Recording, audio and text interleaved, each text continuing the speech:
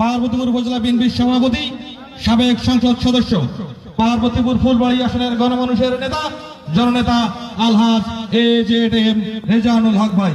জননেতা আলহাজ AZM রেজানুল হক ভাই। হক ভাই এগিয়ে চলো, হক ভাই এগিয়ে চলো, হক ভাই যেখানে, হক ভাই যেখানে,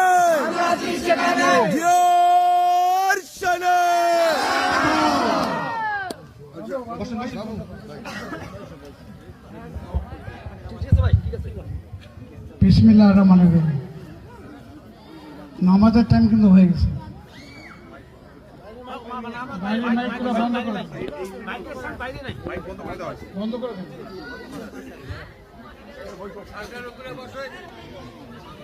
বাংলাদেশ জাতীয়তাবাদী দল 4 নম্বর ইউনিয়ন অন্তর্ভুক্ত 1 নম্বর ওয়ার্ড কর্তৃক আয়োজিত আজকের এই যৌথ সভার সম্মানিত সভাপতি আমাদের সিনেসপাত ছোট ভাই জনাব মোহাম্মদ আলী, মঞ্চে উপস্থিত আছেন বাংলাদেশ জাতীয়তাবাদী দল পার্বতীপুর উপজেলা শাখা, পৌর শাখা সহ ইউনিয়নের নেতৃবৃন্দ সহ সকল পর্যায়ের প্রিয় নেতৃবৃন্দ, আমার সহকর্মী ভাইরা এবং উপস্থিত আমার প্রিয় ভাই ও বোনেরা, আসসালামু আলাইকুম রহমতুল্লাহ বরকাতুহু। আমরা আজকে এখানে সবাই এসেছি একটা উদ্দেশ্য নিয়ে, তা হলো আগামী ফেব্রুয়ারি মাসে নির্বাচন হবে। সেই নির্বাচনের কথা আমি আপনাদের কাছে বলতে এসেছি। এই নির্বাচন যাতে করে একটা সুষ্ঠু নিরপেক্ষ নির্বাচন হয়, আমরা সেই নির্বাচনের জন্য 17টা বছর ধরে অপেক্ষা করছি। এই কথাটা ঠিক কিনা বলেন?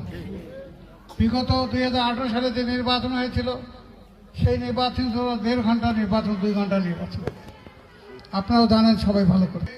কেন্দ্রের মানুষ আসতে পারে না, রায়পুরতে সিলমারি বসিয়েছে। এই অবস্থায় নির্বাচনে আমরা সেদিন হয়েছে, সেই সরকার এখন না।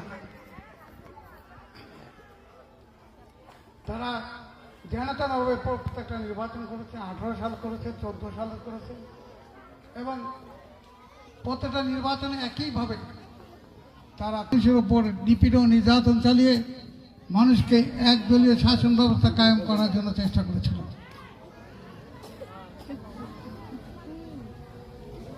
ওনারা ভুলে গিয়েছিলেন যে নিপীড়ন নির্যাতন করে পৃথিবীতে কোনো শাসক টিকে থাকতে পারে নাই, ঠিক তেমনি শেখ হাসিনা সরকারও টিকে থাকতে পারে নাই। আমরা দেখি নাই কখনো